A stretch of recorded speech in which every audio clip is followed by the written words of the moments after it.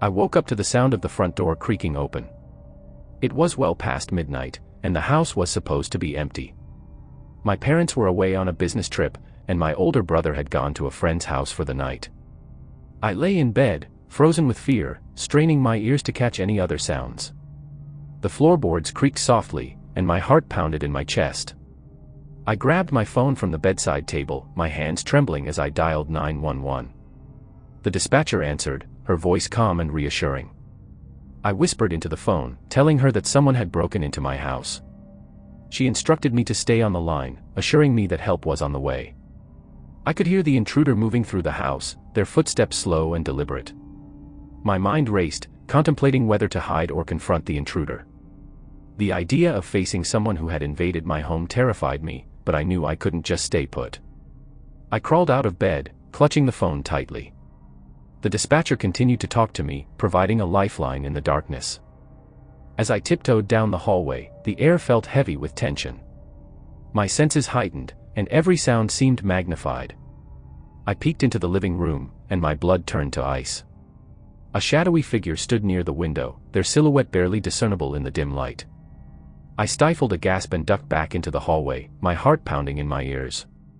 The dispatcher urged me to stay calm, her voice a steady anchor in the chaos. I retreated to my room, locking the door quietly behind me. I huddled in the corner, my eyes fixed on the closed bedroom door. The minutes felt like hours as I waited for the police to arrive. The intruder seemed to be moving closer, their presence growing more ominous with each passing moment. Suddenly, a loud crash echoed through the house, sending shivers down my spine. The intruder had knocked something over, and the sound reverberated through the silent night. The dispatcher asked if I was okay, and I could only nod, too terrified to speak. I could hear the distant wailing of sirens, a glimmer of hope cutting through the darkness. As the police approached, I heard the intruder retreat, their footsteps fading into the night. The dispatcher assured me that help was on the way, and soon, the reassuring red and blue lights of police cars illuminated the darkened rooms of my home. The officers searched the house, their flashlights cutting through the shadows. They found signs of forced entry, a shattered window in the back confirming my worst fears. I stayed on the line with the dispatcher until the police assured me that the house was secure. In the aftermath, I learned that the intruder had been watching the house for days, waiting for the perfect opportunity. They knew my family's routine, exploiting the vulnerability of an empty home. The violation of our sacred space haunted me long after the incident, and the sense of security I once took for granted was forever shattered. The experience left scars that went beyond the physical damage to our home. The fear of being alone lingered, a specter that haunted my nights and tainted the once familiar spaces. It was a chilling reminder that safety could be an illusion, and the sanctity of home was not immune to the sinister forces that lurked in the shadows.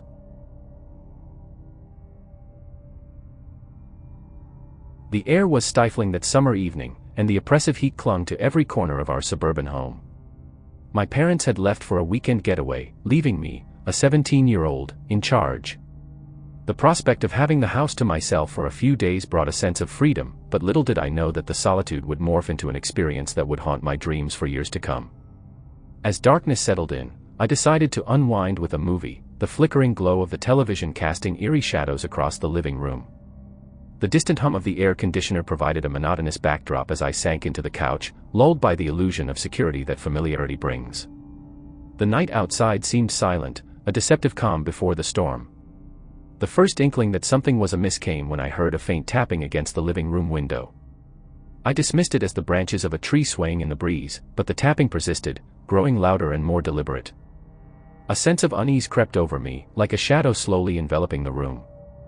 My eyes darted to the window, where a faceless figure stood, their silhouette obscured by the dimly lit porch. A chill ran down my spine as I watched them press their hands against the glass, their features distorted by the play of light and shadow. Panic seized me, and my mind raced through the options: call the police, confront the intruder, or hide. In a moment of impulsive bravery, I dialed 911, whispering urgently into the phone, my voice barely audible over the intruder's persistent tapping. The dispatcher assured me that help was on the way, but the minutes that followed felt like an agonizing eternity. As I hung up, the tapping ceased abruptly. The sudden silence was deafening, and I strained my ears, searching for any sign of movement. The air was thick with tension, and the anticipation of what would happen next clawed at my sanity. Then came the sound of shuffling, slow and deliberate, emanating from the back of the house. Dread settled in as I realized the intruder was now inside. I clutched my phone like a lifeline, my breath caught in my throat as I debated whether to flee or hide. The decision was made for me when the power went out, plunging the house into darkness. The oppressive blackness heightened my vulnerability, and I fumbled to my feet, stumbling over furniture in the pitch-black room. My mind raced with worst-case scenarios as I tiptoed toward the front door, desperate to escape. But before I could reach safety, a hand clamped over my mouth, and I was yanked backward with brutal force. A voice, low and menacing, hissed in my ear, sending shivers down my spine. "Thought you could get away, huh?" The intruder's hot breath grazed my neck, and I could feel the malevolence in every word. Fear paralyzed me as I struggled against their grip, my mind a chaotic whirlwind of terror. In the suffocating darkness, I became acutely aware of the intruder's presence, their physicality overpowering. They seemed to relish my helplessness, taunting me with whispered threats and sadistic promises. The seconds stretched into minutes, each moment an eternity of torment. Suddenly, the sound of sirens pierced the night, and the intruder's grip faltered. In that fleeting moment, I broke free, sprinting toward the door with every ounce of strength. The blinding beam of police flashlights greeted me as I stumbled onto the front lawn, gasping for breath and sobbing incoherently. The police apprehended the intruder, a deranged individual with a history of violence. Their intentions, still shrouded in the mystery of the night, left scars that ran deeper than the physical struggle. The violated sanctity of my home, the paralyzing fear in the darkness, haunted my every waking moment. In the aftermath, as the police filed their reports and my parents returned to a house tainted by the echoes of that night, I grappled with the harsh reality that safety is an illusion, shattered by the cruel randomness of the world.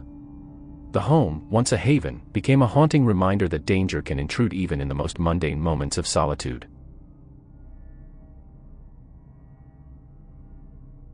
I had always relished the independence of being home alone, but that night would forever change the way I viewed solitude.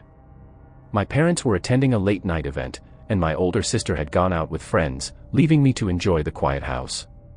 Little did I know that silence would soon be shattered by an unsettling sequence of events. As I settled into the living room, the glow of the television casting a soft ambience, I became aware of a faint scratching sound. At first, I dismissed it as the typical creaks and groans of an old house.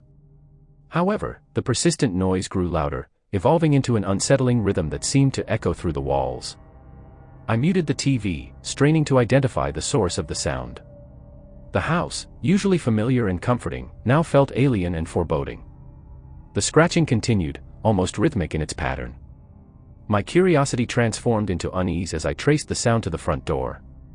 Approaching cautiously, I peered through the peephole. The dim glow of the porch light revealed a disheveled figure huddled on the doorstep. A chill ran down my spine as I hesitated, debating whether to open the door or call the police. The scratching persisted, now accompanied by muffled whispers. Against my better judgment, I unlatched the door, allowing it to swing open slowly. A gaunt, disoriented woman stood before me, her eyes vacant and wild. A tattered blanket clung to her frail frame, and her mumbled words were barely coherent. Fear and empathy intertwined as I struggled to comprehend the situation. She claimed to have escaped from a nearby house, one that held her against her will. Her disheveled appearance and desperate demeanor painted a haunting picture. Unsure of whether to believe her or to consider her a potential threat, I offered to call the police. Her eyes widened in terror at the mention of law enforcement, and she pleaded for refuge. Torn between compassion and caution, I led her to the living room, offering a glass of water while my mind raced. She spoke in fragmented sentences, describing a nightmarish scenario of captivity and abuse. The more she revealed, the more the air in the room thickened with tension. I felt a growing sense of vulnerability, realizing the gravity of my decision to invite a stranger into my home. As I dialed the emergency line, the woman's demeanor shifted abruptly. Her vacant eyes locked onto mine, and a sinister smile crept across her face. The realization hit me like a punch to the gut. I had unknowingly invited danger into the supposed safety of my home. The operator's voice on the other end of the line faded as the woman lunged at me, her frail appearance belying a strength fueled by desperation. Panic set in, and the struggle that ensued was a blur of frenzied movements. In the chaos, I managed to escape her grip and raced towards the front door. Adrenaline fueled my sprint down the empty street, my bare feet pounding against the pavement. I dared not look back until I reached a neighbor's house, frantically banging on the door. Gasping for breath, I explained the nightmarish encounter and begged for sanctuary. The police arrived promptly, their expressions a mix of skepticism and concern. They combed through my house, finding no trace of the mysterious woman. They assured me she was likely a transient with a troubled mind, emphasizing the importance of being cautious when dealing with strangers, even in the safety of one's home. In the aftermath, my sense of security was shattered.